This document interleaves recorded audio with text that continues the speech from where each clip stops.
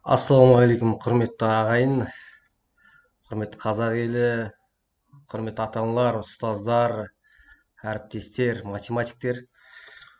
2 аптадан бері, 10 күннен асып 2 аптаға жетіп қалды. Біз Назарбаев зияткерлік мектебіндегі биылғы оқу жылына арналған өркен мемлекеттік гранттарына байланысты наразылығымызды білдірген болатынбыз. Айтып, жазып, барлық жақта біз осы мәселені қозғап жатырмыз.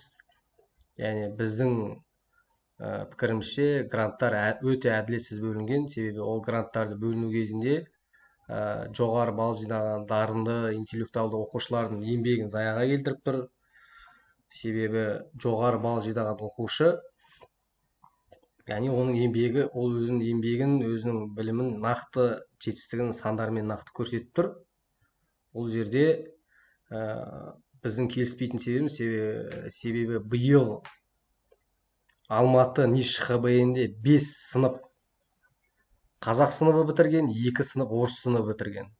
Мысалы, кеше Астананың ата-аналары да өйстіп бас көтерген кезде Жанар Жаманқұлова деген кісінің жауап бергені, мектептің әлеуетіне қарап біз солай істедік дейді. Яғни 3 сынып қазақ сыныбы бітірді, 3 орыс сыныбы бітірді, біз солардың орнына 3-те 3 қылып алдық деп жатыр да енді.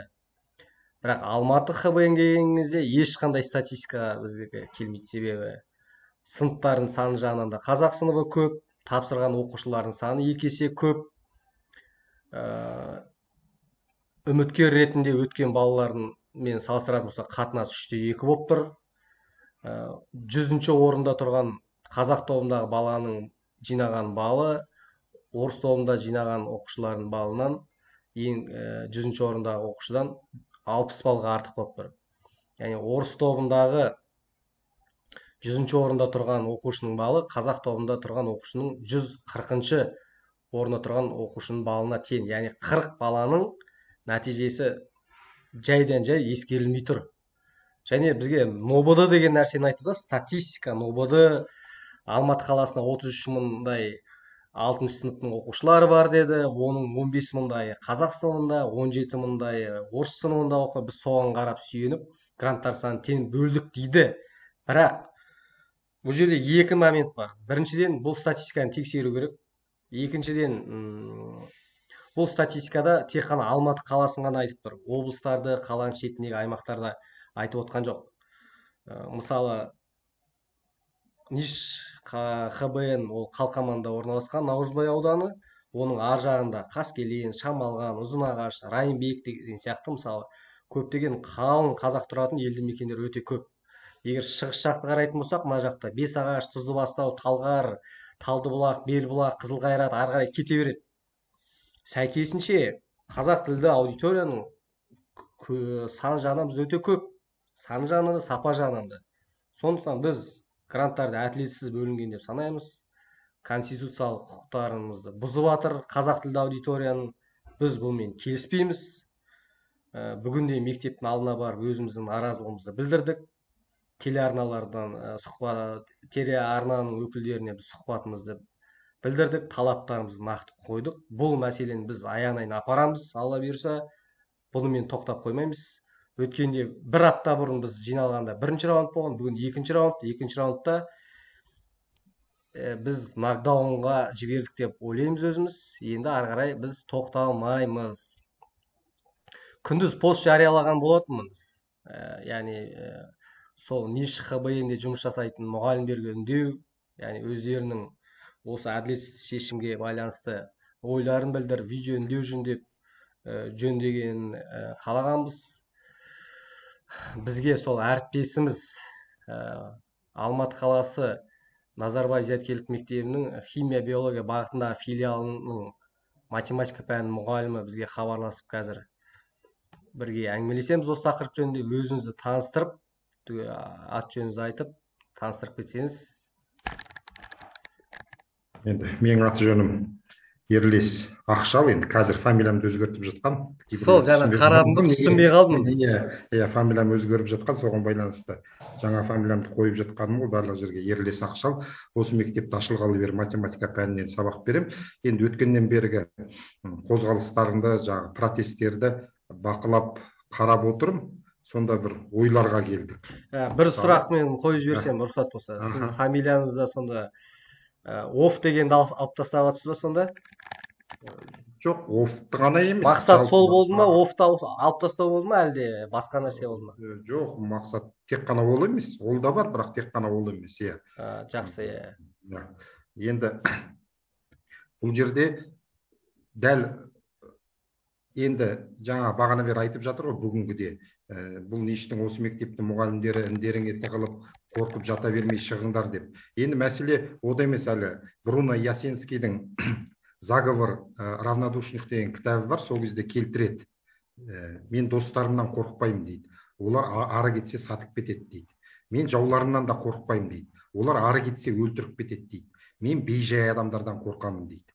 Сол бейжай адамдардың кесірінен сатқындық пен кісі өлтірулер болып жатады дейді. Сол сияқты енді айтайын деген, сол бейжай тұрғыда қарамай, осы жерге шынайы пікірімді білдіргім келеді. Әрине сырт қараған адам бұл жерде директорге жағынып, әкімшілікке жағынып бірдеңе айтқысы келіп отыр деп ойлауы мүмкін, бірақ бұл жерде объективті тұрғыда осы жерде сөзіңізді бөлейін, құрметті көрермендер.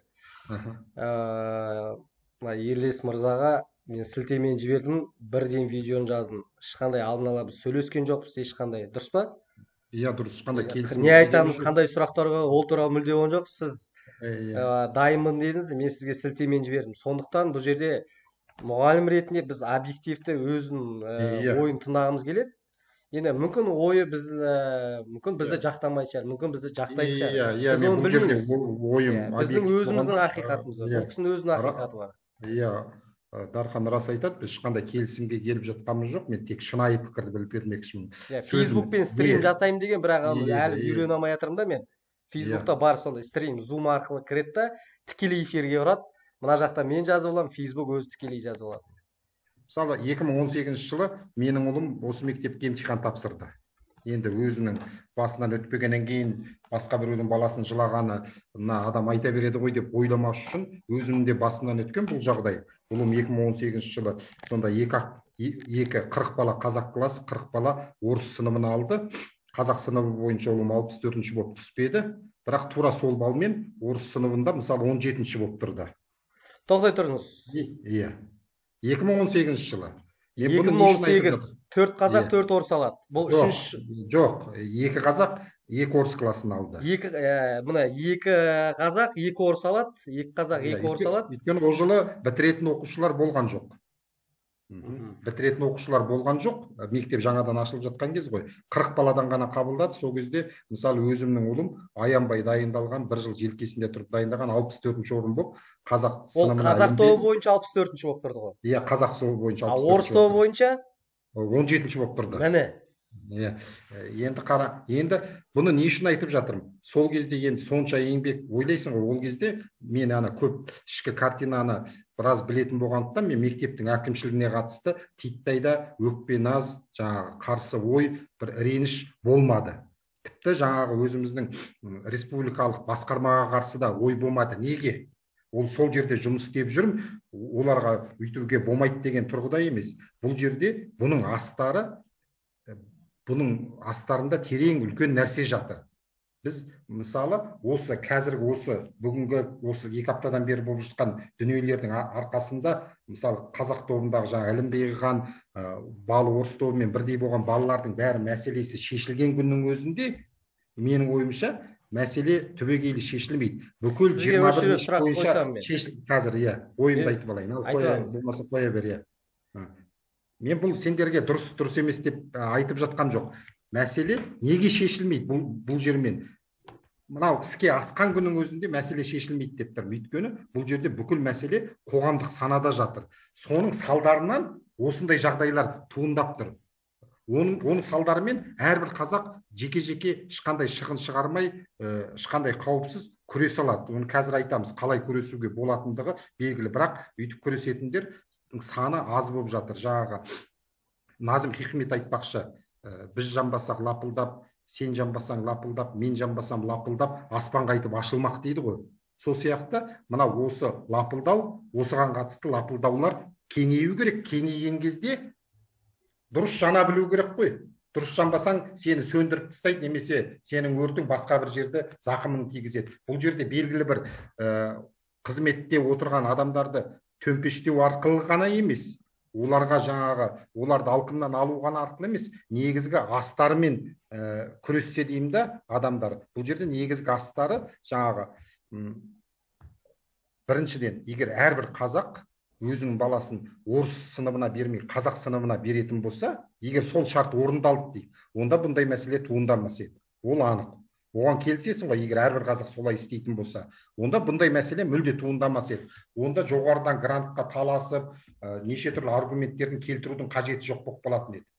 Өйткені әрбір қазақ неғып бүйтіп қазақ сыныбына бермейді. Өйткені бізде бұрыннан жаңағы кеңес өкіметінен қалықпаған сарқыншақ бар. Мысалы, орыс мектебін бітіріп, университетте орысша оқыған, сол орыс ортада өскен адамдардың арасында бір стереотип бар. Мен бұрын 1,5 адамнан байқағанда тек соларда ғана деп ойлайтын, қазақша оқып, қазақ мектептерінде білім жоқ, оқығандарда білім болмайды деп есептейді. қазақ мектептерінде мұғалімдер нашар деген сияқты. Иә, нашар, интеллигентный емес, бірі орысша таза сөйлеп қалса, ой интеллигентный екен, мәдениеті жоғары екен деп есептей салады да. Мысалы, сондай стереотип қалыптасып қалған, енді шын мәнінде ондай емес қой. Міне, сол себепті даже тіпті мына қазақи адамдардың өзі кішкене болсын, білімді болсын деп орыс мектебіне беріп жалтақтау дейді ғой, жалтақтау. Иә, сондықтан ең негізгі мәселе, әрбір қазақ бұл жерде бұған не әсер етеді?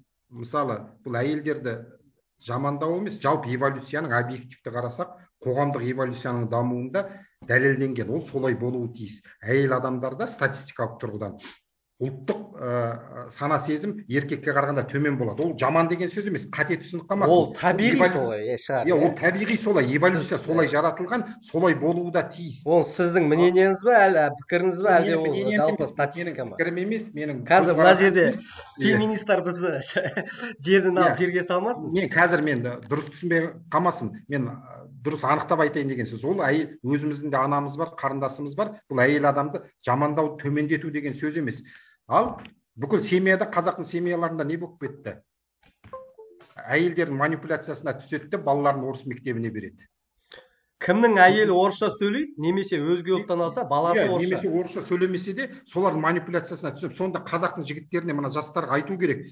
Ана әйелдердің манипуляциясына түсе бермей, мына ұлттық мәселеге келген кезде түспеңдер, ең болмаса. Сол кезде балаларыңды қазақ мектебіне беріңдер. Мына банкоматты таңдайсың да, ұлттық мүдде бірінші орында тұру керек қой бізде. Иә. Ұлттық мүдде шындап келген кезде отбасыдан да жоғары тұру керек қой. Әйеліңнен де, балаңнан да мысалы. Мекемеге барасың бар, жаңа Қазтелеком бар, банк бар, қазақша бланкты талап ету керек. Олар әу баста орысшасын береді, міндетті түрде. Талап етсең, біраз күтіп әйтеуір қазақшасын әрең дегенде әкеп береді. Егер әрбір қазақ солай істейтін болса, ешқандай митингінің де қажеті жоқ. Ешқандай жаңа шығын шығарудың да қажеті жоқ, заңды өзгертудің де, конституцияны өзгертудің де қажеті жоқ. Бәрі біртіндеп азғантай уақытта өзінің орнына келе қалатын еді. Елес мырза, мен осы жерде сізге сұрақ қойшы, біз айтады ғой, есть вещи важны, есть вещи важнее дейді. Мысалы, бір проблеманы шешу үшін біз проблеманы бірінші анықтап алу керекпіз да. Сіз айтып тұрсыз, проблеманың бәрі орыс мектептеріне беретін оқушылардың саны. Оқушылар көп, ата-аналар көп, орыс мектептеріне баласын оқытатын, иә? Сол себепті ништа грант осынша бөлініп жатыр дегенге мен мысалы келіспеймін. Біз өзіміздің проблемаға оралсақ, мысалы қараңыз, 2018-де сіздің балаңыз түсе алмай қалды. Иә. Міне, сіздің балаңыз қазақ сыныбында оқыды ғой. Иә. Енді басқа біреу, айдаладағы біреу, мырқынбай ма, жырқынбай ма, бір орыс құлдар ма, мәңгүрттер ма, алады да баласын орыс тобына берді. Сіздің қандай кінәңіз бар? Сіздің балаңыздың қандай кінәсі бар? Сіздің балаңыз дайындалды ғой. Енді дұрыс қой, ол жерде енді. Сіз мына мен қазір осы мына ана темірді қызғанда соқ дейді, мына нүктесін біз анықтай алмай жатырмыз да, сіз мына тақырыпты қатты тереңге келіп, біз мына бірінші мына кішкене проблеманы шешіп алайық. Бұл жерде басқалардың балалары, басқа ата-аналар орыс мектептеріне балаларын беретін болса, біз кінәлі емеспіз. Бұл жерде табиғи бәсеке болып отыр да, мына. Қазақ тобы, орыс тобы, қазақ тобы, орыс тобы, мына жерде алтта қазақ тобы саны көп. Сіздер айтасыздар, қазақ тобына, қазақ мектептеріне беретін балалар аз, орыс мектептеріне беретін балалар, ата-аналар көп деп тұрсыз. Қазақтардың бәрі қай жақта тұрады Алматыда? Сіз қай жақта тұрасыз Алматыда? Айтыңызшы. Осы мектептің жанында тұрам. Жоқ, Қалқаман. енді қай район айтыңызшы енді, құпия болмаса. Ақжар. Ақжар. Ақжар ол Наурызбай ауданына кіргеніне неше жыл болды? 3-4 жыл болды ғой деймін. 3-4 жыл бұрын ол облыс болған. Иә. Облыс болған. 2018 жылы сіздің Ақжар ауылы санаторий Алатаудың жоғары, ол облыс болған. Енді сіз сол жерде тұрып, балаңызды оқып жатсаңыз, қала болып саналмағаны сіз кінәлі емессіз ғой. Мысалы, мен Бесағашта тұрам. Мен балам ауылда оқысады. Олар Алатыда қаланың ғана статистикасын айтып, облысты қоспай тұр, көрдіңіз бе? Әңгіме сода. Енді менде бұл жолда мынандай ой болып еді да, шынымды айтайын. Сен ана күннен бері әртүрлі адамдармен кездесіп, осы мәселені айтудай айтып жатсың ғой. Оған қосып мен қайталап, сол мәселені тағы да оны қайталап айтқаннан гөрі, біз ана енді өстіп бір сен қозғалды ма? Снежный ком дейді ғой, сол қозғалды ма? Цунами жасайды. Басқа ана қоғамдық бәрімізге бұдан да маңызды, бұдан да терең мәселелер жөнінде кішкене сөз қозғап өтсек деген ойда едім де, тек қана ана ништің төңірегінде емес. Жоқ, дұрыс. Енді былай болып тұр ғой, қазір қараңыз. Егер мысалы қазір біз Назарбаев мектебінің проблемасын қозғап жатырмыз, иә? Біз аламызда қазір бәрін бұрамызда басқа тақырыпқа кетіп қалсақ, ата-аналар бізді қалай қабылдайды? Біздің көріп отқан, бүкіл Қазақстан көріп отыр қазір. Live KZ деген телеарнада 50-55 мың қаралым бар. Менікінде 20 мыңдайға. Бүкіл Қазақстан қарап отыр бізді жан-жақтан. Дұрыс қой, енді әрбір нәрсе кейде ана разнообразие дейді ғой. Тек бір нәрсені қайталап айта бергенше, осы мәселені не туындатып отыр, оның ар жағында нелер жатыр, сонда әңгіме қозғап өту ғой. Мен көшті бірден солай қарай бұрып жіберіңдер дегенді. Оның ішінде мына нәрсе де бар. Мына нәрсе де бар. Мысалы, қазақ тілді аудитория тұратын аудандарға, Алматыда мысалы, Алматыда қазір мына Алатау ауданы, Наурызбай ауданы қазақ тілді аудитория тұрады. Келісесіз ғой? Мына Қалқаманның жан-жағы мысалы. Сол жерлерде мысалы жаңадан мектеп ашады да, бір-екі ата-ана келеді да, мәңгүрттер. Ой, бізді мына жерде қинап жатыр, тілімізге дискриминация жасап жатыр, бізге класс ашып бер дейді. Қазақ мектебін ашайса, класс ашып бер. Жарайды дейді. Сынып ашып береді, мұғалім жоқ. Қазір сіздерде қанша математик жұмыс жасап жатыр? Бізде 20-дан аса. Сіздерде бағана оқу завуштарыңыз аты кім еді? Математик завуч. Бибінұр Леспаевна. Бибінұр Леспаеваның өзі тікелей эфирде өзіне сұрақ қойдым, өзі айтты. 25 математик жұмыс жасап жатыр, соның 7-еуі орысша сабақ береді деді. Солай ғой? Иә, солай. Оның біреуі кетіп жатыр. Мен егер білсем, біреуі кетіп жатыр. Біреуі кетіп қалды. Ниш ФМН-ға кетіп қалды Алматыда. Шығып, переводпен емес, ана мектептен шығып кетіп қалды. Енді ол өздерінің проблемасы. Енді бұл жерде сұрақ. Мына жақта 18 математик, мына жақта 7 математик. Тренд қандай бізде? Тренд, тенденция. Тенденция қазақ тобы кетіп жатыр. Қазақ тілі кетіп жатыр. Қазақ тіліндегі математиктердің бәсекесі де жоғары. Келісесіз ғой оған? Иә. Сіз де өзіңізде бірнеше рет олимпиадаларға қатысқан шығарсыз, мен есімде жоқ болып тұр енді. Шымкентте қатыстық қой баяғыда. Иә, сол жерде мұғалімдердің 90% қазақ мектептерінен келеді. Иә. Орын алып жатқандардың 95% қазақ тілді математиктер. Қазақша мектептерде сапа жоқ деген ол өтірік, ескі баяғы замандағы стереотип. Енді сіз айтасыз. Соны айттық қой, соның бәрі содан туындап тұр ғой. Жоқ, сіз айтасыз ана, орысша бермеу керек, енді қазақша ғана оқу керек. Енді біз орыс мектебіне беретін ата-аналардың біз қолын қайырып, күштеп, бәрін орыс мектепті бір күнде жабамаймыз ғой. Жоқ, дұрыс қой, оны бір күнде жабамаймыз. Мың жерден орыс мектебіне берсін.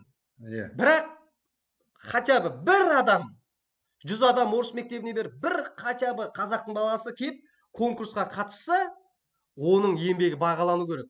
Біздің айтып атқанымыз сол. Ол мейлі 17 мың бала оқима, 70 мың бала оқима, мен шаруам жоқ. Мына қазақ мектебінде болсын, орыс мектебі болсын, кімнің балы жоғары, сол грант көту керек. Бітті, әңгіме қысқа. Сол кезде өзің жақсы білесің ғой. Бұл жерде елдер түсінеді мұны. Қазақ мектебінің, қазақ мектебінде грантқа түскендер көп екен дейді. Ата ана ойланады. Не үшін дейді, сұрақ қояды. Бұл искусственно қазақ тобын көтеріп жатыр ма, әлде бал жоғары ма дейді. Мектепке келеді, орыс тобының ата аналары келеді, жұлқынып бүйтіп. Мына суши мынау, анау мынау деп келеді. Сол кезде администрация айтады, міне алдарыңызға міне бал міне, балда жинаған балы міне, қазақ тобы міне, орыс тобы міне дейді. Пожалуйста, сосын ата ана ойланады. Оказывается, қазақ мектептерінде білім жоғары екен. Қазақ мектептерінің сапасы жоғары екен. Міне нишқа түсіп тұр қазақ тобы жоғары балмен деп. Енді түсіп тұрған баланың аяғынан шалудың қандай қажеті бар мысалы? Көрдіңіз бе? Біз соны айтып шырылдап жатырмыз. Иә, ол айтудай айтылды ғой. Енді одан артық айтуда мүмкін емес шығар. Мысалы, өзің де сол салада істедің, білесің, ал баяғы Біржан Сал мен Ақын Сараның айтысында Ақын Сара айтады ғой Біржан Салға: қажақау күні құрсын ұрғашының, билігі болмаған соң бір басының, терсек берген соң ит талады, құнындай берекесіз арбашының деп. Біз сол сияқты, мысалы, мектептің әкімшілігі болсын, директоры болсын, ол қандай директор болсын, оның жаңағы оның шешімі табылмайтын, оған қатысы жоқ. Директор да бір системаның бөлігі ғой, системаны жеңе алмайды ғой ешқандай директор. Соған қатысты журналистерде жан-жағынан бір сұрақты қайта-қайта қоя береді да, енді мәселені бөліп, шынымен іске асатын адамға, шынымен дәрмені бар адамға, шынымен жұмыс істейтін жерде сондай жаққа неғып бұрмасқа, бір директорды аламыз да, қай мектеп маңызды емес. Осы жерде менде сұрақ. Егер қазақ топтарын саны жыл сайын азайтып, сіздерге орыс тобына сабақ бересіз десе, сіз менде бұл жүйенің бөлшегімін деп жұмыс жасай бересіз, қалай болады? Жоқ, ондай жағдайда орыс тобына сабақ береміз деп келісетіндер де бар шығар, келіспейтіндер де бар ғой, ол әр адамға байланысты ғой.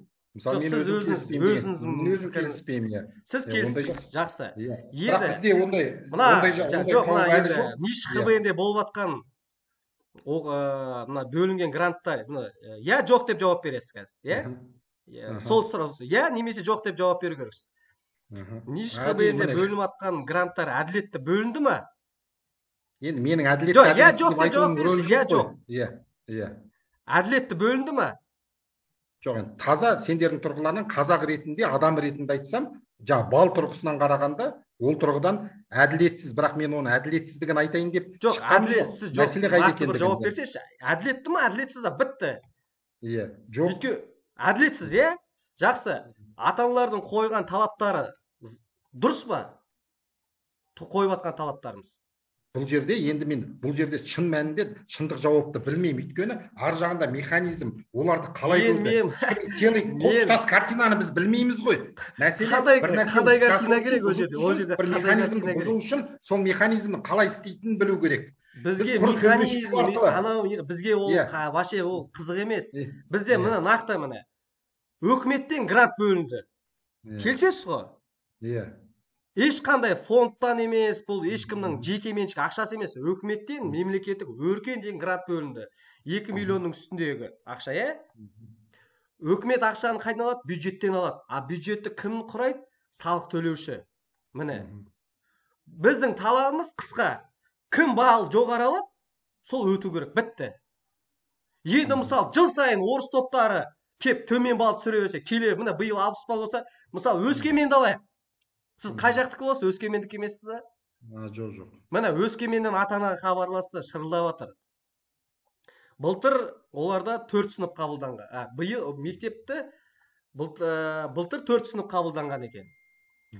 Қазақ тобынан, орыс тобынан 2 сынып қабылданып жүрген. Биыл қазақ тобын 3 қылдырады, орыс тобын алады да 2-ден 3-ке көтереді. Енді тапсырған оқушылардың саны қазақ тобында 4 есе. Өткен үміткерлердің саны бізде Өскеменде 3 есе көп. Ал қатынас 2-де 1 қылып қойған. Яғни тең қылып қойған қатынас. Яғни бір сыныпқа қазір нақты мен цифрларын айтып жіберейін, чтобы қазір қате деп айтпас үшін. Менде қазір кестесі бар міне. Ол жерде балдың айырмашылығы енді 200 бал. Міне. Ешқандай статистика, міне. Мен енді ойладым қазір. Міне айтайын, міне. Қазақ тілінде тапсырған оқушылардың саны 489. Орыс тілінде 121. Енді үміткерлер қазақ тобы 165, орыс тобы 58. Яғни құжат бойынша 4-те 1, үміткерлер бойынша 3-те 1. Енді гранттар саны бойынша қазақ тобына 3 сынып ашқан, орыс тобына 2 сынып ашқан. Бұрын қазақ тобында 4 сынып болған, орыс тобында 1 сынып болған. Енді қазақ тобындағы ең төменгі бал 975, орыс тобында 767, 200 балға айырмашылық болып тұр. Енді мынау әділетті ме, әділетсіз ба? Бұл сұрақ. Мысалы қараңыз, мысалы екеуміз олимпиадаға барайық. Спорттан мысалы, бір екі спортсмен, біз емес енді, екі кез келген адам спорттан олимпиадаға барсын. Бір-ақ адам ғана чемпион болады десе, мысалы, үш адам чемпион болады ғой енді, алтын, күміс, қола. Енді ананы айтпайды ғой, сен Африкадан келгенсің, о жақта адамдардың саны көп, біз саған орын береміз деп айтпайды ғой енді. Бұл жерде нақты сандар, ондай болса, тест алып тастамай ма ондай болса? Тапсыратындар қараңыз, қазақ тілі, орыс тілі, ағылшын, математика, жаратылыстану. Мектепте қазақ тілі мен Қазақстан тарихы мен география қазақ тілінде оқылады ғой? Оқылады. Информатика мен дүниежүзі тарихы орыс тілінде оқылады. Химия, физика, биология жоғары сыныптарда ағылшын тілінде оқылады. Онда о неге орыс қазақ деп бөледі? Сұрақ осындай. Жарайды. Тек менде бір ғана сұрақ бар. Қалай ойлайсың, жаңа Өскемен бар, Алматы бар, Астана бар. Содағы мектептің директорлары өздері қаласа, соны өзгерте ала ма? Қалай ойлайсың? Енді мен осы жерде өзгерте ала ма? Мен осы жерде Бауыржан Момышұлының сөзімен айтқым келіп тұр. Соны әр бір қазақпын деген азамат, мұғалім болсын, ұстаз, математик болсын, мейлі қандай мамандық иесі болса болсын. Мына сөзді қыласыншы, арыңды нанға сатпа дейді. Кезінде 80-ші жылдары Алматыда бүкіл мектепті жауып, бір-ақ қана мектеп қалдырған қазақ тобында, қазақ мектебі. Қалған бәрі орысша болған. Ол 12-ші мектеп, Шоқан Уәлиханов атындағы. Төле би Қонаев жақта. Бізді алтта күштеп мектептердің бәрін жауып, бәрін орысша оқытты. Енді біз мына жерде енді орыс мектептерін біз жауып атқан жоқ біздің өкімет. Орыстардың, мысалы, қаласаң орыс мектебінде оқы, қаласаң аралас мектепте оқы, қаласаң қазақ мектебінде оқы деп жатыр. Өкімет орыс тілділер азаматтарға кәдімгі біздің құқығымызбен тең дәрежеде жағдай жасап жатыр ғой. Енді неге қазақ тілді аудиторияға келгенде, қазақтарға келген кезде орыстардың саны мынанша деп бізді бір меньшинство, бір диаспора ретінде қарап тұр да, мысалы. Жоқ, дұрыс қой, мен бұған қарсы ештеңе айтайын деп тұрғаным жоқ. Енді директорге айтайын. Осы жерде енді просто сұрақ, директордың қолында бар ма осы жерде? Директордың қолынан не келеді ондай жағдайда? Директорды осы жерде не істеу керек деп тұрсыз ғой? Иә, не істеу керек? Мысалы, ол не істей алады? Иә, мен мысалы директор болсам, мен директор болсам айтатын едім. Мен мына сыныптардың гранттардың бөліне келіспеймін. Ресми хат жазады, хатты күтеді.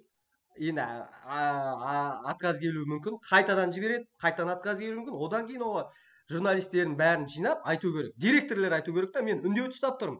Өскемен қаласының Назарбаев зияткерлік мектебінің директоріне, Алматы ХБ-ның директоріне естіп отқан болса, олар журналистер жинап айту керек. Міне мен осындай мектептің директорымын, қазақ сыныптарына қиянат жасалып жатыр. Орыс сыныптарына, қазақ сыныптарының есесінен жағдай жасалып жатыр. Бұл әділетсіздік деп, жұмыстан әділетсіз деп айту керек, бітті. Жұмыстан шығам деп айтпай қойсын, оны итақта ертесіне шығарып жіберу мүмкін ғой.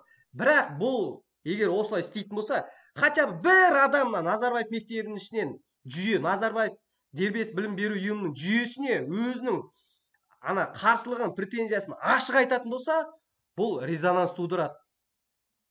Директорлермен санасу керек, мұғалімдермен санасу керек, ата-аналармен, халықпен санасу керек. Анаяқта жоғары жақта отырып, бір қамқоршылық кеңестері мына Қазақстанның балаларын, қазақтың балаларын тағдырын шешпеу керек. Енді ол ертең күні өзінің балаларына, өздерінің немелеріне қалай қарайды? Интернет ештеңкені ұмытпайды. Мына YouTube'та, Facebook'та қалады бәрі, бұл өшірілмейді ешқашан. Бірінен соң бірі тарап кетеді. Ертең, мысалы, бұл проблема осы жерден тоқтамайды. Бұл әрі қарай жалғасады. Түбінде біз қазақ тілді аудитория, қазақ тілі жеңіп шығады деген мен үмітім бар. Сол уақыт тезірек кесеген деп жатырмыз. Сол күнгі мен аңсап жүрмін, қазақ тілінің мәртебесі мына 100% жоғарыға шығып, өзінің орнына қойылу үшін. Ол мына сізден басталады. Бізде мысалы мен мен айттым. момент пайдаланып, Сіз қазір бойкот жарияласаңыз мысалы, мен мына Назарбаев мектебінде жұмыс жасаймын, мен мынаған келіспей, мынау әділетсіз, мен тек басынан өткен, мен жұмыс деп айтсаңыз, мысалы, үндеу тұтасаңыз, ресми үндеу. Ертесінде сізге қоңырау соғуы мүмкін. Жұмысты босат, өз еркімен шық деген сияқты. Сіз айтасыз, жұмысыма шықпаймын дейсіз. Сосын сіз бізге хабарласасыз, мен жұмыстан шығарайын деп жатыр деп. Біз мына жақтан сізге көмекке келеміз. Адам аузын ашқан үшін жұмыстан шығып жатыр деп. Резонанс тудыра ма? Тудырады міне. Ал енді менің өзім көзқарасым бойынша, мен өз ойым бойынша енді сіздердің мектептегі мұғалімдер үндемей не немқұрайлы, не қорқады. Іштей бізді жақтап отыру мүмкін. Өткенде 60 математик курсқа барды ғой Астанаға. Осы видеолардың бәрін көрді. Біраз 90% мұғалімдер қазақ тілді аудитория бізді жақтап отыр. Ситуацияны білет, мысалы.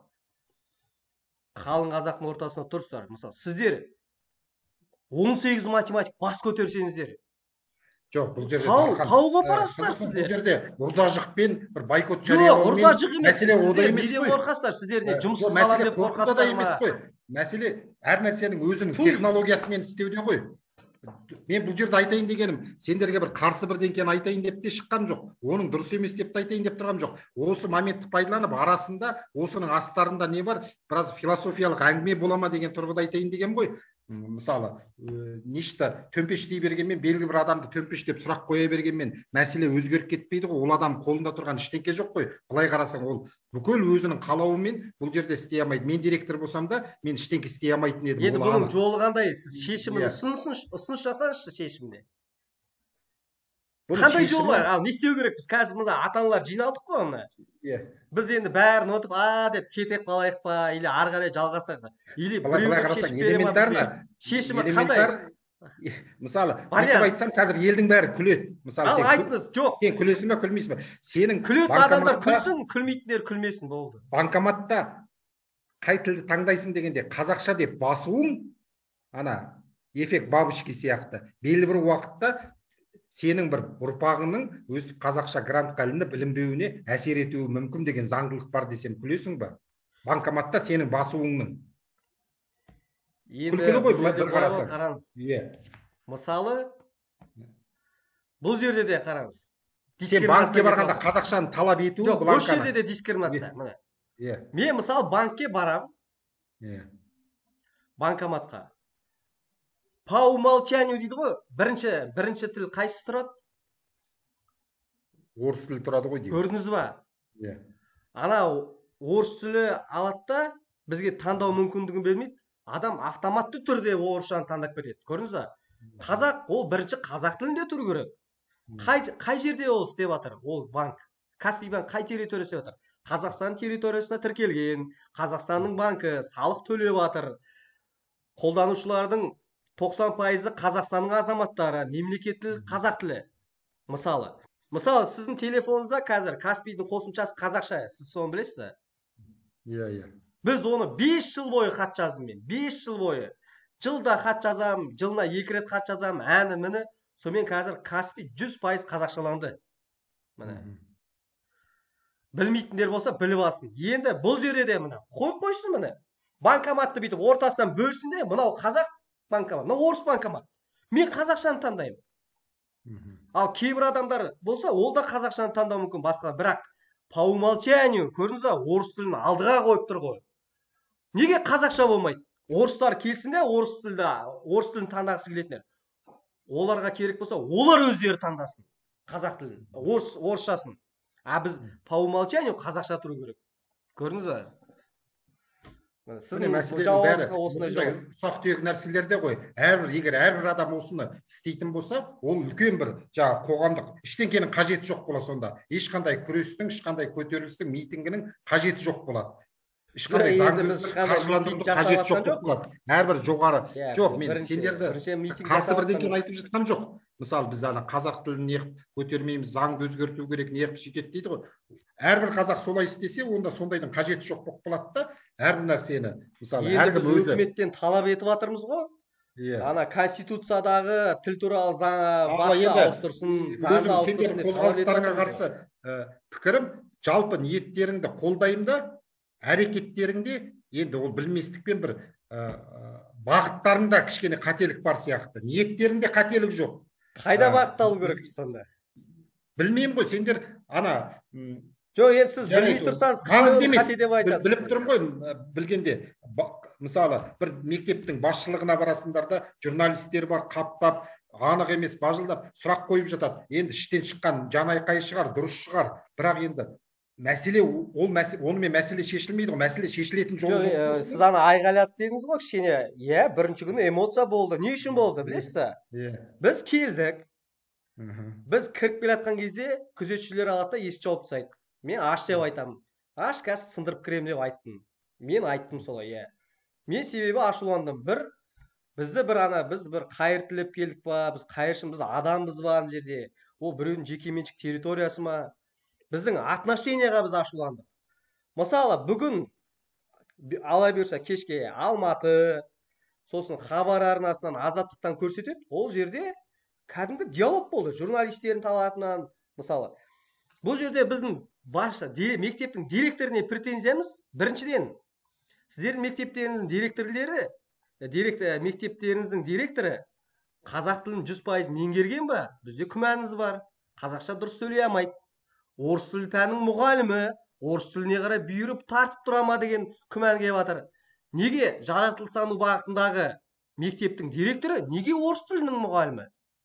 Сонда бір математик, бір физик болсын, химик, биолог болсын, неге біреу табылмады? Павлодарда жүр ғой ана. Кім еді? Павлодардың директоры. Білмейді екен басқа мектепте. Павлодардың директоры, міне мен қазір айтайын. Ниш Павлодар міне.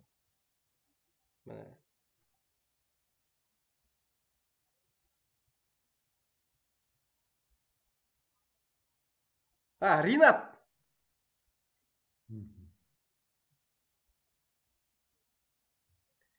Ринат деген кісі.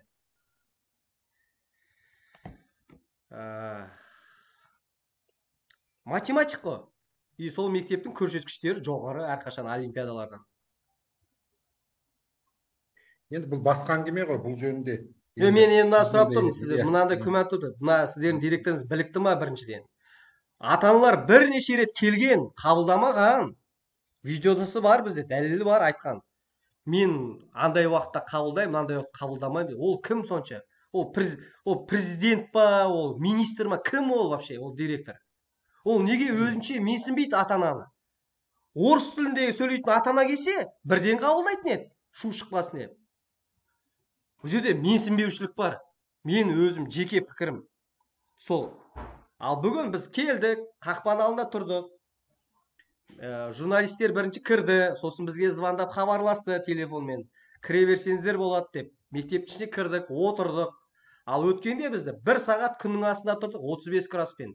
Бала шаға, атасы бар, әжесі бар, бәріміз мысалы. Бізге өте ауыр болды сол кезде, эмоционально да, физикалық тұрғыдан да мысалы. Бұл жерде бағыттарың дұрыс емес. Онда қамқоршылық кеңесі немесе Назарбаев зияткерлік мектептерінің төрағасы Күләш Ноғатайқызы келсін осы жерге, комиссия мүшелері келсін. Біз неге Астанаға бару керекпіз? 40-50 адам шұбырып. Ол жақтан комиссия келсін. Қателік солардан ғой кеткен. Статистиканы ескердік дейді. Алматы қаласын ескерген, облысты ескермеген. Қателік өздерінен ғой. Енді сонда біз кім кінәлі сонда? Біз кінәліміз бе, олар кінәлі ме? Бізде басқа амал жоқ бізде. Біз қазір жан айқайымыз шығарып жатырмыз. Қазақ тобының балалары мысалы, сіз білесіз, өзіңіз балаңыз дайындалды деп тұрсыз. 4-ші сыныптан бастап дайындалады. Қатты, интенсивті дайындық 4-ші сыныптан бастап басталады. Таңғы 6-та тұрады, мектепке барады, қосымшаға барады, репетитор жалдайсыздар. Жарайды, өзіңіз мұғалім болсаңыз, өзіңіз дайындайсыз. Жалпы мұғалім өз баласын дайындау қиын негізі. Басқа мұғалім дайындаған жақсы. Оны сіз білесіз мысалы. Мен де мысалы балаларым қазір өсіп жатыр. Ертеңгі күні мен қаламаймын. Орыс тобына түсу оңай екен деп, орыс мектебіне беріп, орыс тобына нишқа грантқа түскенін мен қаламаймын. Мен ана тілінде оқыған, ана тілінде әділ бәсеке болған. Мейлі, орысша оқымасын, орыстардың мектептерін жабыңдар, орысша ондай сөз айтпаймыз. Әділ бәсеке болсын. Сол кезде ана бәсеке жен орыс тобы жойылып кетеді. Кезінде Nokia деген мықты болды да, iPhone бәсекеге шықты да, әділ бәсекемен жен шықты ғой. Қазір Nokia қайда, iPhone қаяқта? Қазір Nokia тарихтың қойнауында, iPhone деген қазір бәленбай миллиард капитализациямен бүкіл әлемді қазір ұстап тұр iPhone мысалы. шын Смартфон мәнінде жағынан. енді Біз сол сөз iPhone былай болайық десек, міне бізге iPhone болайық десек, біздің жолымыз кесіп жатыр да жалпы әділ бәсеке еш уақытта болған емес, болмайды да ғой. Жалпы әділдікке арқа сүйеуге болмайды. Онда сіз енді мектептің мұғалімі, сіз солай айтып тұрсаңыз, енді басқа адамдар не дейді енді? Жоқ, бұл бизнестің шындығы сол ғой. Мысалы, кез келген үлкен әйгілі сөз бар ғой, за большими состояниями всегда кроется преступление деп. Ол онда тарих еш уақытта әділетті болған емес, болмайды да. Сондықтан біз енді мәселені қалай шешеміз мәселені. Мен просто бұл жерде бір жеке бір тұлғалық бір мектеп тұрғысынан емес, кеңірек тұрғыдан жақсы енді былай деген әңгіме болған енді. Бүкіл Назарбаев зияткерлік мектебін алайықшы. Гранттар әділетті бөлініп жатыр ма? Мысалы, Түркістан, біз білеміз қазір, демография бойынша бірінші орында Түркістан облысы, одан кейін Алматы, одан кейін Маңғыстау облысы сөйтіп кете береді. Солтүстіктің демографиясы өте нашар. Оны біз білеміз. Енді ақтаулық ата-аналар айтады, орыс тобынан да, қазақ тобынан да бір грант азайтып дейді, Қостанайға, Көкшетауға берген дейді. Сол жақтың сыныптарын көбейткен дейді. Енді оласы әділетті ма? Оларға айтыпты. Сіздерде демография нашар дейді. 6-шы класс оқитын бала нишқа дайындалып жатыр. Есеп жақсы шығарып тұр, бал жоғары. Ол демографияның сол регионда, сол аймақта нашар болғаны, оның қандай кінәсі бар? Сұрақ осындай. Оның не кінәсі бар? Баланың не кінәсі бар? Бала не кінәлі? Баланы туылды, өсті, доп ойнап жүр. Ата-анасы айтты, нишқа дайындалу керек, дайындалды, бітті, нәтижені көрсетті. Оның статистикаға қандай қатысы бар мысалы? Оның не кінәсі бар? Не, әлде біз бір диаспорамыз ба, бізге бір бөлек бір гранттар бөлетін? Орыстарға, орыс тілді аудиторияға бөлек бір грант бөлетін біз ешқандай автономия емеспіз ғой. Бір тұтас Қазақстан, бір ел, бір тағдыр, бір тіл деген ұран қайда бізде? Енді осындайлардан біртіндеп осындайлардың санын көбею арқылы ол күнде туады деген менде сенімім бар.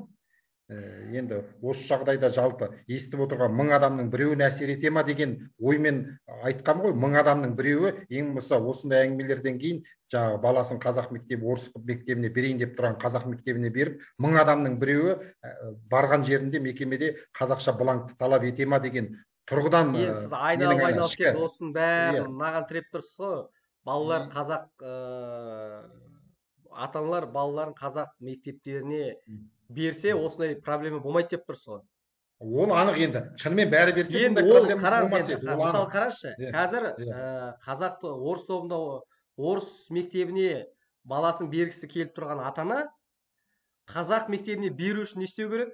Қызығушылық пайда болу керек, Ал қызығушылық пайда болу үшін мына қазақ тілді аудитория өзін дәлелдеу керек қой. Нәтижемен, көрсеткішпен дәлелдеу керек қой.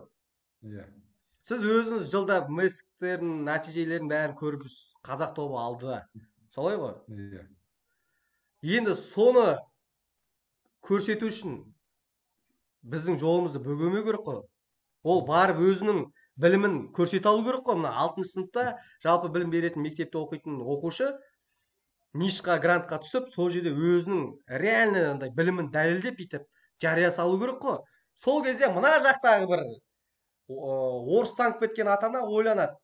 Миына сақ ете қалады да, мына жерде қазақ мектептерінің деңгейі жоғары екен.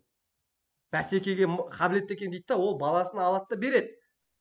Ал енді алды да орыс тобына алады да, қазақ тобына бірдей грант береді, орыс тобы алады да төмен балмен түсе береді. Енді Өскеменде обал ғой, енді Өскеменде 200 балға төмен бала. Мен балалар түсіп, 200 балмен жоғары оқушылар түсе алмай тұр. Енді балаға не деп түсіндіресің енді ол? Балана нәтижені көрді, жылайды, болды, әділетсіз, мен шетелге кетем деп шығады, болды ма? Жастар осыдан шетелге кетеді, әділетсіздіктен кетеді. Аш болғандықтан емес, әділетсіз Қазақстанның әділетсіз қылықтарынан, әділетсіз жағдайлар үшін кетеді. Мен сіздердің өздеріңіз әріптестеріңіз не деп жатыр енді? 18 математиктер группада барсыздар ғой WhatsApp-та. Осы тақырыпты талдап жатсыздар ма жалпы? Шыны керек, мен бұндай талдану ештеңкеге қатысып көрмеппін. Енді WhatsApp-та обсуждение деген бар ғой енді. Біз мысалы нәтиже шыққаннан бастап біздің өзіміздің жігіттер деген математиктердің тобы бар. Ол жерде ИШТің мұғалімдері бар, РФМШ-ның мұғалімдері бар. Енді бұл сұрақтарға білмеймін, мен бірақ жауап бере аламын, өзім талдауға қатысып көргем жоқ, біреулермен талдап көрмеппін бұл жағдайды жалпы кругта. WhatsApp-ты да көп қолданбайтын адамбыз. Енді сізге тағы бір сұрақ қояйын. Енді мысалы осы жағдайға байланысты немесе басқа жағдайға байланысты Астанадан АО дейді ғой, Күләш Ноғатайқызы болсын, немесе басқа бір департаменттің бастығы болсын, сіздерге келген кезде осы қазіргі болып жатқан жағдайды сіз сол кезде сұрақ қоясыз, осындай жағдай болды, сіздер себептерін түсіндіріп бере аласыздар ма? Немесе ондай сұрақты қоямыз, бізде ондай сұрақ қоятын мұғалімдер жеткілікті. Одан зорғы сұрақтарды қоя алады. Яғни сіз қоясыз осы сұрақты? Жоқ, осындай ол сұрақ. Жоқ, осы мына именно грантқа байланысты сұрақты қоясыз, осы жазда осындай айғай-шу ата-аналардың наразылығы болды, алдағы уақытта олай болмау үшін сіздер қандай іс-шара жасабасыздар деп сіз сондай сұрақ қоясыз? Сенің сұрағың анау не сияқты? Ыдырыс Шах деген суфизм ілімінің ғұламасы бар. Сол бірде көшеден шақырып апты да бір адамды мына жерден бір қапшық әмиян тауып алсаң не істер едің депті. Ол қалтама салып алып кететін едім депті. Сенікі қате депті, жалған. Тағы бір адамды шақырып алса мен есін іздеп тауып берер едім деді. Сенікі де жалған депті. Үшінші адамды шақырып алып сол сұрақты қойған кезде ол ыдырыс Шахқа мен білмеймін сол моментте, сол мезетте мен қандай күйде болатынымды. Ол оқиға болмай, мүмкін мен алып кетермін, мүмкін мен оның есін тауып апарып берермін. Сенікі ақиқат деген. Барлық жағдайда шынымен, енді біздің әңгімеміз мен сол тұрғыдан қарайын дедім, бір нақты бір. Жоқ, нақты қарапайым адамға түсінікті. Мысалы былай қараңызшы. Мысалы қараңыз. Мысалы маған мынандай сұрақ қойылса. Маған мысалы мынандай сұрақ қойылса. Елбасына қандай сұрақ елбасына мынандай сұрақ қоясың ба деп сұрақ қойса мысалы, мен айтамын, иә, не жоқ, бітті. Бірақ елбасының алдына бару, бармау, ол менің қолымда емес ол. Мен бірақ толығырақ, иә, бүйтер едім десем де, жоқ қоймас едім десем де, негізі жалған болады. Жоқ, сіз иә, жоқ, егер Алла тағала соны қалапсыз сол жерде қазіргі күйім бойынша, қазіргі жағдайым бойынша, иә. Дәл қазір алдында тұрсыз, сұрақ қоятын не дейсіз? Сіз қорқып тұрсыз ғой. Жоқ, мен ақиқатты айтып отырмын. Шынымен адамның ішкі күйінің ақиқаты сондай. Адам айта береді, мен бүйтсем сөйтер едім, мынандай жағдайда бүйтер едім деп. Оның бәрі жалған ғой негізі. Ақиқатты сол мектеп қана шешеді. Мен айтып тұрған жоқпын ғой, мысалы. Сізде $1 миллион болса не істер едіңіз, мектеп салар ма едіңіз, қазақ тілін дамытар ма едіңіз деп, мен сізге андай бүйтіп, мынандай бүйтіп, андай үлкен масштабтағы андай бір нәрсені айтып жатқан жоқпын ғой. Мен сізге қарапайым. Астанадан келеді Күләш Ноғатайқызы, немесе АО-ның представительдері дейді ғой, өкілдері келеді. Сіз турасыз айтасыз. Міне, мен осындай математик, жазда осындай оқиға болды. Келесі жылы осындай жағдай болмау үшін сіздер грантқа қабылдау критерийін өзгертесіздер ма? Әлде жоқ па деген сұрақты қоя аласыздар? Қоя аламыз. Бітті, міне осы сұрақты қойыңызшы, сол сұрақ бізге керек міне. Мен барып қояйын десе, мені кіргізбейтін шығар еді мектептің ішіне. Қоя аламыз. Болды, осыны күтіп отырмыз ғой бағанадан бері. Бірақ ол кезде сіздің денсаулығыңыз қандай болды? Ол кезде сіз ол жерде жұмыс жасайсыз, жасамайсыз мысалы. Мен ол енді екінші нәрсе бар ғой, жалғыз мен емес қой, қоя алатын мұғалімдер жеткілікті. Жоқ, енді сіз ол жерде өзіңізге ғана жауап берсеңіз, ол мұғалімдер бүгін бар, ертең жоқ қой мүмкін. Жоқ, енді соны айтып отырмын ғой. Енді бізге қандай кеңес бересіз? Біз не істейік енді, мына ата-аналар ма? Сіз сол мектепте жұмыс жасайсыз ғой, мына ата-ана, мен не істейін? Маған қандай кеңес айтасыз? Астанаға барайын ба? Әлде ана туды ұстап алып, алаңға шығып 30 тамызда Конституция күні мен конституция құқықтарымды деп митингке шығайын ба, жалғыз өзім пикетке? Не істейін енді? Қандай маған ақыл айтасыз? Жоқ, бұл жерде мен бұндайға ақыл айтатын адам емес. Рас ақыл айт десең, егер шынымен сұрасаң, қалай жақсы әсер етем деген, точкадан қалай басам деген тұрғыдан қарау керек шығар, болды. Бізге мына точкаге иә қазір иә басу керек, қатты басу керек, сабақ иә басталмай тұрып. иә Біз ана болашақтағы ана иә күзде иә балаларды ана қазақ тобына беріңдер деп насихат жұмыстары, ол бөлек әңгіме. Бізге қазір міне 1-қыркүйекке дейін біз осы проблеманы иә шешу керек. анық бір нәрсені мен де білем, сен де білесің. Мысалы ешқандай мектептің директорын қоршап алып төмпештеп сұрақ қойғанмен мәселе шешілмейді. Неге біз қоймаймыз? Басқа жағынан бару керек. Қоюға құқығымыз бар ғой. Жоқ, бар ғой. Бір рет сұрақ қойдың, жауап берді. Мысалы ол кісі бірнеше рет жауапты айтып жатыр да, біздің құзырымызда емес, біздің құзырымызда емес. Ол сұрақ қайталап қойыла береді. Сол да мысалы журналистердің айтқанда. Статистика бойынша сұрақ болды. Статистиканы айтты, 17 мың орыс сыныбында оқиды, 15 мың қазақ сыныбында оқиды, Алматы қаласы бойынша. Біз айттық, облыста сіз ескердіңіз ба дедік. Ол айтты, мен қаланы ғана айттым деді. Бүгін айтты, мен қаласын ғана айттым, облысты айтпадым деді. Міне, бірінші момент. Екінші момент, оған мынандай сұрақтар қойды журналистердің тарапынан. Енді сіз осы мәселеге байланысты өзіңіз өтініш жаздыңыз ба, өзіңіз іс-әрекет жасыңыз ба, өзіңіз өз атыңыздан деген кезде, ой, мен өтініш жазуға болмайды дейді. Маған өтініш жазуға болмайды дейді. Видеосы бәрі тұр. Ол қандай адам өтініш жаза алмайтын? Кез келген адам өтініш жаза алады Қазақстанда. Мен тұрамды айтамын, мына президент осындай, мен өтініш жазып жатырмын, менде осындай проблема бар деп, мен өтініш жаза аламын. Бірақ ол өтініш орындала ма, орындалмай ма, ол басқа проблема уже. Көрдіңіз ба? Солай. Енді істеріңе сәт. Енді мен осы жерде осы эфирді пайдаланып үндеу жасасам ба деп жатырмын.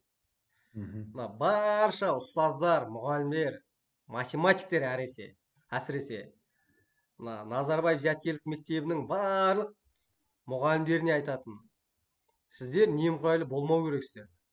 Үндемей шетте сен тимесең мен тиме деген ана айтады ғой, сөз бар ғой. Басында енді сол сөзден бастадық қой, ана бейжай немқұрайлы адамдар қауіпті деп. Мен ең қауіпті адамдар ол немқұрайлы адамдар дейді. Сол себепті мен мына әсіресе Назарбаев зияткерлік мектебінің химия биология бағытындағы Алматы қаласы бойынша филиалының ұстаздарына, яғни сіздердің әріптестеріңізге, қанша мұғалім бар сіздерде? 100-ден асады ғой. 100-ден астам мұғалім бар, оның 25-і математика екен, оқу меңгерушісі өзі айтты. 7-і орыс тобы, 18-і қазақ тобы. Мен сіздерге айтатын, қазір міне қазақ тілді аудиторияға қиянат жасалып отыр. Ертең сіздердің бастарыңызға да келуі мүмкін. Сіздердің балаларыңыз да осындай жағдайға душар болуы мүмкін. Бір жылдың ішінде орыс мектебіне сіздер ауыстырамайсыздар. Мен оған 100% сендім. Мына 18 қазақ математика, сіздер бір ауыздан шығып қазір, міне, маған хабарласып, бір ауыздан шығып, біз мына жағдайға қарсымыз, мынау әділетсіз шешім, біз бойкот жариялаймыз, жұмыстан шығамыз керек болса деп нетсеңіздер, сіздер тарихта қаласыздар. Жоқ, неге математиктер ғана? Не математиктер деп айта бересіңдер? Математиктер дух деген, духы көп қой математиктердің. Мысалы, басқа пәннің мұғалімдері қорқады. Мен қазір шығып кетсем, мен жұмысқа қай жерге барам деп. География, биология сияқты мұғалімдер басқа мектепке барса орын жоқ. А математиктер қазір сіздер шығыңызшы. Жұлады сіздерді. Сол тапқан айлықты жалпы білім беретін мектептен таба аласыздар. Сіздер қазір Назарбаев мектебін істеп жатсыздар. Модератор, эксперт, жалпы білім беретін мектепке барсаңыздар сіздерді бұлай алақанына көтеріп алады. А бірақ семья жағдайымен немесе өзіңіздің тұрып жатқан үйіңізді ауыстырып басқа қалаға көшсеңіздер, немесе ауылға көшсеңіздер, аттестацияларыңызды жоққа шығарып тұр. Себебі Назарбаев мектебінің жүйесі, жалпы білім беретін мектептердің жүйесін мойындамайды, олар да Назарбаев мектебінің жүйесін қабылдамайды. Сондықтан мына қазір модератор болып істеп жүргендер, қазір тезірек ойлаңыздар. Экспертке дейін жетіп, одан кейін осы Назарбаев мектебінен пенсияға шығуға шыдамдарыңыз жете ма? Аттестацияның арасы 5 жыл. Солай ғой? Аттестацияның арасы 5 жыл. Міне. Сондықтан математиктер қорықпаңыздар. 18 математик бойкот жариялап, бізге қосылыңыздар, бізді қолдаңыздар, резонанс жасаймыз. ешқандай мектепте бір уақытта 18 математик ешқашан қарсы шықпаған бұл Назарбаев мектебінің жүйесіне. Әңгіме қарсы шыққан емес, әңгіме әділетсіздікте болып тұр. Сіздер бір бас көтерсеңіздерші, әу десеңіздерші, бір үндеу жолдап, міне мен осындай мұғалім. Сіздерді мектептен жұмыстан шығаратын болса, біз сіздер үшін ары қарай тапит етеміз. Жоқ, бұл жерде мәселе одан емес қой. Сен аны басқа жағынан айтып жатсың. Ойың, ниетің дұрыс шығар, бірақ енді ол 18 математик шығып алып, былай қарсы шықты деген ол бір не ол? Мәселені шешпейді ғой. Неге шешпейді? Шешеді. Шешеді, мен сізге айтайын. Кімге қарсы шығамыз, мысалы, біз кімге қарсы шығуды да білмейсің ғой. Директордың сіздер маған хабарлассаңыздар, мен үйретемін ғой, қалай қарсы шығу керек екенін. Мысалы, директордың қатысы жоқ. Жоқ, сіздер айтасыздар қатысы болса, онда түсінікті. Жоқ, сіздер айтасыздар, телеканал шақырамыз, 18 математик келеді, міне айтамыз. Мына мынандай мектептің 18 математигі мына әділетсіз шешімге қарсымыз, біз бойкот жарияламыз, жұмысқа шықпаймын дейсіздер. Одан кейін мына 18 математик жұмыстан шығаратын болса, біз сіздер үшін ары қарай ақпараттық соғыспен айналысамыз, ары қарай тапит етеміз. Сіздерге поддержка беріп, бүкіл 24/7 сіздердің проблемамен айналысамыз. 18 математик қарсы шығатын болса, бір-ақ күнде міне 30 күні жиналамыз, 30 тамызда 18 математик. Мен бар, бәріміз жиналамыз. Міне бойкот, ертеңнен бастап жұмыстан шықпаймыз. Bir күнде солай істесе, мұғалім таппайды. Назарбаев зияткерлік мектебі тығырыққа отырады да, амалсыздан грант тауып береді. Қазақ сыныптарына 50 балаға грант тауып береді. Шетелдің мұғалімдеріне миллиондап ақша төлегенде қаржы табылады да, қазақтың балаларына қосымша грант бөлуге. Неужели грантқа ақша табылмайды? Міне. Мен солай айтамын енді, солай үндеу жолдаймын енді. Жетесіне жететін адамдар бар, ойланатын адамдар, мүмкін біреулер әлі естімеген шығар. Мүмкін біреулер екі ойлы болып жүрген шығар. Сондықтан ұстаздар әділдікті талап етпесе, шәкірттерден не сұраймыз? Сол мен айтатын. Біз андай рухты қорықпайтын, әділдікті талап ететін мықты мұғалімдер болсақ, мықты математиктер болсақ, біз сонда ғана біз мықты оқушы шәкірттер дайындаймыз. Мықты математик қана болып, мықты азамат болмау деген дұрыс емес. Мықты математик болу керекпіз, мықты азамат болу керекпіз. Яғни әділдікті талап ететін, шындықты айтатын адам болу керекпіз. Енді не ата-аналарға не мына Назарбаев зияткерлік мектебінің грантты бөлетін комиссия мүшелері де үндеу жасап жіберіңізші. Осы мәселені қараңыздаршы деп жасаңызшы үндеу. Енді дәл бұның кімнің құзырында екенін мен білмеймін. Комиссия мүшесі, қамқорлық кеңесінің комиссия мүшесі. Әрине жаңағы олардың қандай механизммен бөлгенін, олардың мотивін да білмеймін. Тұтас картинаны көріп тұрғам жоқ қой. Бірақ дегенмен де әрине олардың қолынан келгенше әділ шешім шығаратынына сенімдімін. Бұл жерде мүмкіндікке де байланысты ғой. Иә. Тіпті биыл шешім шығыпқа мүмкіндік болмаған күннің өзінде болашақта осы нәрсенің ескерілетініне сенімдімін.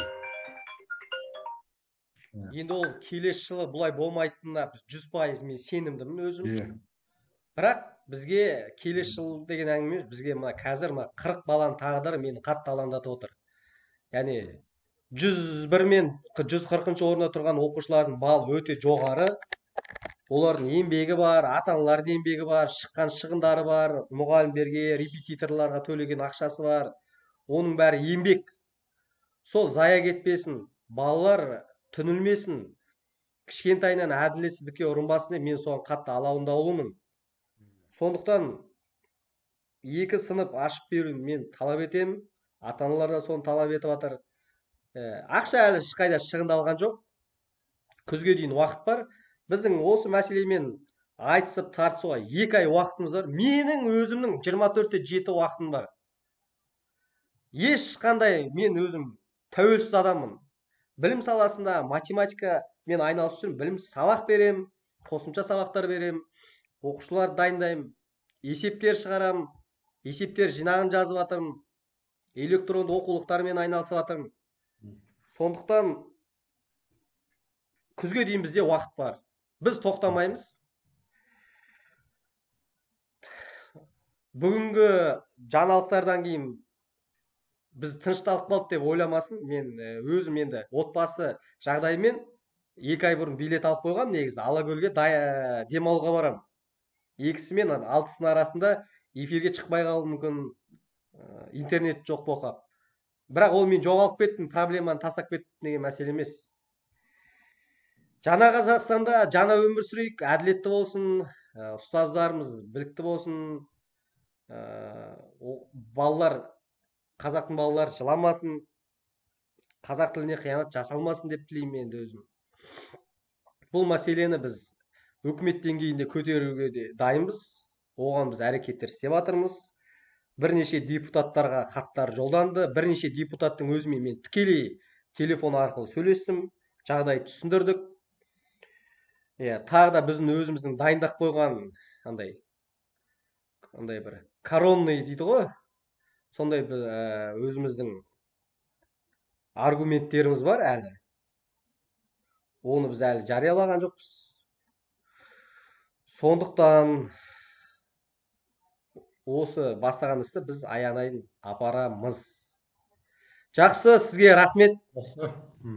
Назарбай зияткерлік мектебінен сіз бірінші болып сұхбат беріп тұрсыз. Алла разы болсын сізге. Сізге шығармашылық табыс, отбасыңызға береке тілеймін. Жақсылықта көрсек. Жақсы, рахмет.